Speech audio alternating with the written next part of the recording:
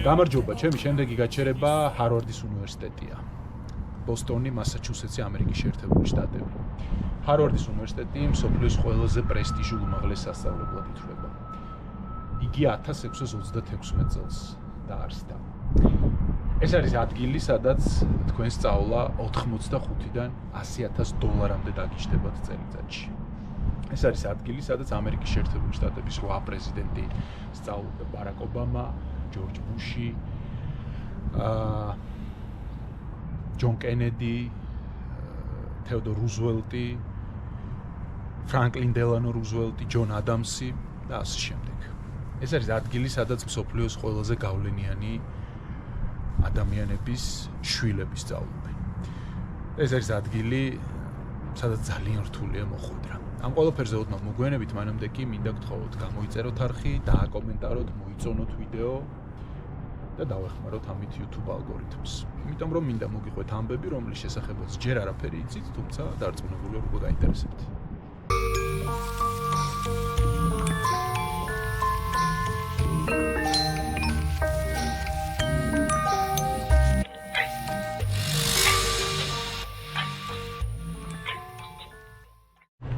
ჰარვარდის უნივერსიტეტს 3 კამპუსი აქვს: ოლსტონი, ბოსტონი და კემბრიჯი. სწორედ ამ კამპუსების ტერიტორიაზეა გაშენებული საუნივერსიტეტო სკოლები, ქართულად რომ ვთქვათ, ფაკულტეტები, პლუს კვლევითი ცენტრები. ერთ-ერთი ასეთი კამპუსის ტერიტორიაზე ვარ ახლა, სადაც სხვა შორის ის სტადიონია აშენებული, საიდანაც დღევანდელი ეპიზოდი დავიწყე. ამ კამპუსის წინა ჰარვარდის ბიზნეს სკოლა და მდინარის პირას გაშენებული ეს კომპლექსი ჰარვარდ სკვერზე ბოლოვდება, სადაც ჰარვარდის უნივერსიტეტის ცენტრალური ნაწილია. წავედით. ეს ჰარვარდის სკვერია, მეტროსადგური, რომელიც პირდაპირ ჰარვარდის უნივერსიტეტთან არის მიერთებული. ზუსტად აქედან იწყება ჰარვარდის უნივერსიტეტის ცენტრალური კამპუსის შესასვლელი. გადავკვეთოთ გზა და შევიდეთ ჰარვარდის უნივერსიტეტში.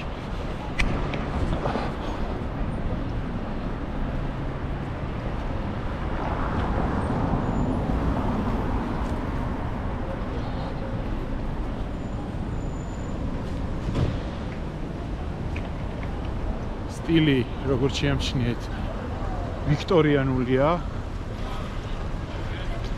მუქი, წითელი, ბორდოსფერი შენობები და თითოეულ შენობაზე იგრძნობა ის დიდებულება, რაც ჰარვარდის უნივერსიტეტს ახლავს თან. ყველაზე მეტად ის მომწონს ჰარვარდის უნივერსიტეტში, რომ იგი ყველასათვის ხელმისაწვდომია, რა თვალსაზრისით ნებისმიერ შეუძლია შემოვიდეს კამპუსის ტერიტორიაზე, როგორც ტურისტებს, ისე იმ ადამიანებს, რომლებიც მიმდებარე ტერიტორიაზე დარბიან, ვარჯიშობენ, ან უბრალოდ ისვენებენ.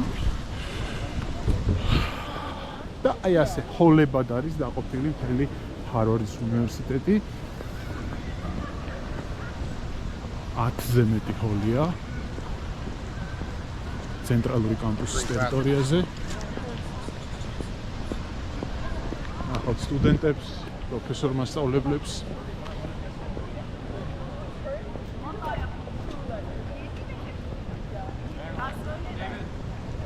ახლა შევდივართ ცენტრალური კამპუსის გულში, სადაც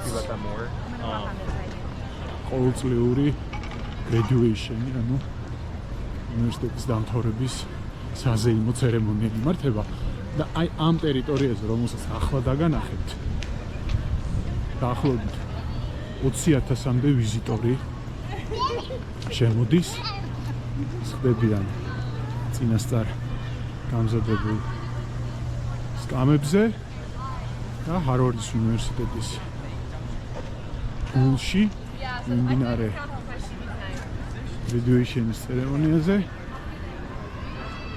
რექტორი, მოწვეული სტუმრები აი ამ ამაღლებული ადგილიდან, ტრიბუნიდან მიმართავენ ამ სწრესაზრდობას. არის ემერსონ ჰოლი, ბიბლიოთეკა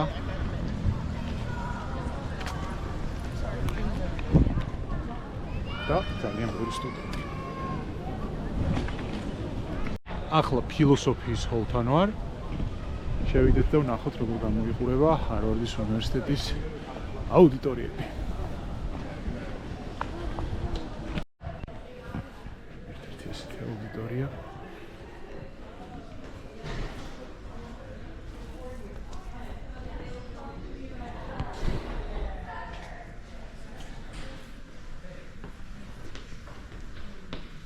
ჰოლი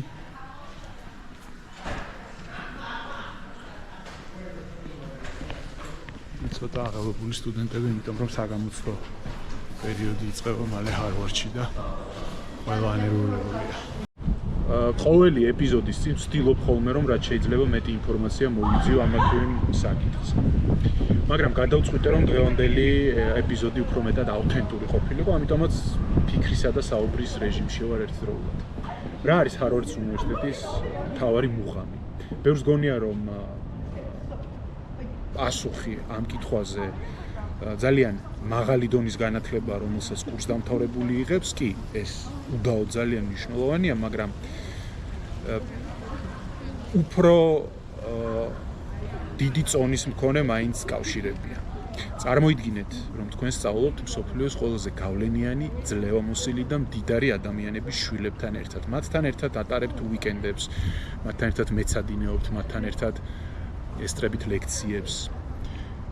უნივერსიტეტის დასრულების შემდეგ ეს ხალხი ძალიან მაღალ თანამდებობებს იკავებენ სხვადასხვა კორპორაციებში, ორგანიზაციებსა და სამთავრობო უწყებებში და მათი იერარქიული აღმასვლა დინამიურად და სწრაფად ვითარდება, შესაბამისად თქვენს გიჩნდებათ შანსი, რომ იქვე ახლო აღმოჩნდეთ.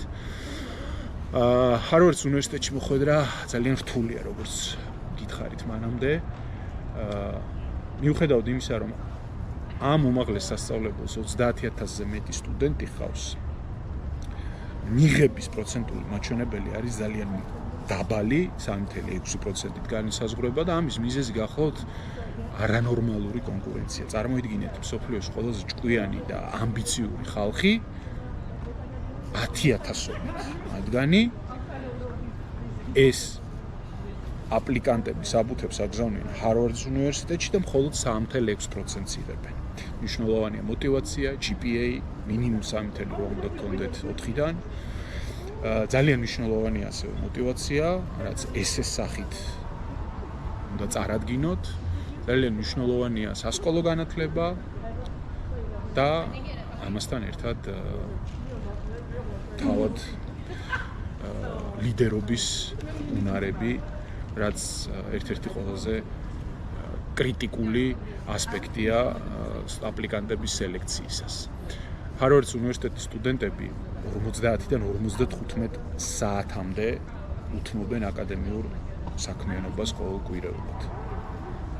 რაც ძალიან მაღალი მაჩვენებელია. თქვენ რამდენ ხანს მეცადინეობთ უნივერსიტეტში და რამდენი ხანი გქონდათ ლექციები. ასევე ყურადღების გამახვილება მინდა იმ ფაქტზე, რომ ჰარვარდის უნივერსიტეტი ეს ბოლო რამდენიმე თვეა სერიოზულ ფინანსურ პრობლემებს განიცდის. მიუხედავად იმისა, რომ ჰარვარდის უნივერსიტეტის ბიუჯეტი რუსეთის ფედერაციის ფედერალურ ბიუჯეტს აღემატება განათლების კუთხით, მას შემდეგ რაც ხელისუფლებაში დონალდ ტრამპი მოვიდა, ცოტა ფინანსურ პრობლემებში აღმოჩნდა. მაგალითად, ჰარვარდის უნივერსიტეტი დისკვალიფიცირებული არის ფედერალური გრანტებისგან. მიუხედავად იმისა, რომ ფედერალურმა მოსამართლემ ეს შეზღუდვა მოუხსნა ჰარვარდის უნივერსიტეტს, ეს არ ასახულა თანხების ჩარიცხვაში. შესაბამისად, ჰარვარდის უნივერსიტეტს ცოტა არ იყოს გაუჭირდა. ამასთან ერთად, დონალდ ტრამპის მკაცრმა საიმიგრაციო პოლიტიკამ განაპირობა ის, რომ მაგალითად ამ ბოლო ზაფხულს ჰარვარდის უნივერსიტეტის ბევრი პროფესორი და სტუდენტი სამშობლოში ვერ დაბრუნდა გულისხმობ უცხოელებს. ვინაიდან და რადგან მათ ეშინოდათ, რომ ამერიკის შეერთებული შტატების ვიზას ვეღარ მიიღებდნენ. ერთ სიტყვით, ჰარვარდის უნივერსიტეტს რთული პერიოდი აქვს, მაგრამ ამის მიუხედავად იგი მსოფლიოს მაინც თქვათ ნომერ 1 უნივერსიტეტად რჩება. ბოსტონი ამ მხრივ ძალიან მაგარი ქალაქია. წარმოიდგინეთ, მსოფლიოს 2 ყველაზე მაგარი უნივერსიტეტი, ან ტოპ 10-ში შესული უნივერსიტეტი, ჰარვარდი და MIT ერთ ქალაქში. მაგარი კარი გრძელდება.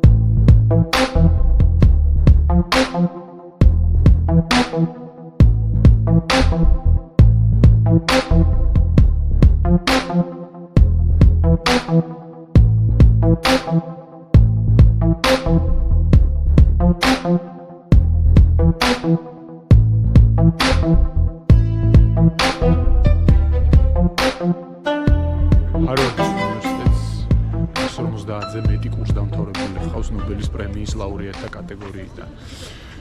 გარდა ამისა, ძალიან ბევრი ცნობილი ადამიანი სწავლობდა და ამ ცნობილი ადამიანებიდან არაერთმა ჰარვარდის უნივერსიტეტის სწავლის პერიოდში დატოვა. მაგალითად, მარკ ცუკერბერგმა, ბილ გეიტსმა, მეტ დეიმონმა. ერთ სიტყვით ჰარვარდის უნივერსიტეტის დატოვების შემთხვევაში საკმაოდ დიდია იმის შანსი, რომ ადამიანმა დიდ წარმატებას მიაღწიოს მსოფლიო მასშტაბით.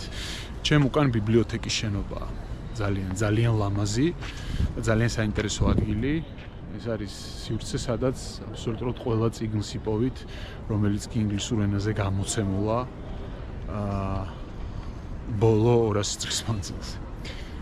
ვცდილობ, რაც შეიძლება ხშირად შევიდე ხოლმე აქ, მით უმეტეს კვლევით საკითხებში ძალიან მეხმარება ის მასალები, რომლებსაც იქ პოულობთ, ან სივრცე იდეალური არის მუშაობა. სხვათა შორის შემთხვევითი არ არის ის, რომ დონალდ ტრამპის ადმინისტრაციასა და ჰარვარდის უნივერსიტეტს შორის მაინც და მაინც კარგი ურთიერთობები ვერა, იმიტომ რომ ჰარვარდის უნივერსიტეტი წლების განმავლობაში იყო ეგრეთ წოდებული woke იდეოლოგიის გული და იმ თქვათ ღირებულებების ასე უწოდოთ უმთავრესი დამცველი და ადვოკატი, რომელსაც მაინც და მაინც პოზიტიურად არაფასებს ტრამპის ადმინისტრაცია. შესაბამისად, როგორც ადგილობრივები ამბობენ, უახლოეს მომავალში ეს ხიდჩატეხილობა კიდევ უფრო გაიზრდება. დღეს საკმაოდ ბევრ თემას შევეხე, მიუხედავად იმისა, რომ ვცდილობდი რაც შეიძლება მოკლე დროში ჩამეტია ამბების გაზიარება ჰარვარდის უნივერსიტეტის შესახებ. იმედი მაქვს მოგეწონათ. ჩემი შემდეგი გაჩერება ლას-ვეგასია, ეგრეთ წოდებული ცოდობის ქალაქი. გამოიწერეთ არხი, დააკომენტარეთ, მოიწონეთ ვიდეო, იმიტომ რომ მინდა მოგიყვეთ ამბები, რომლის შესახებაც ჯერ არაფერი იცით, თუმცა უკვე გაინტერესებთ. დროებით.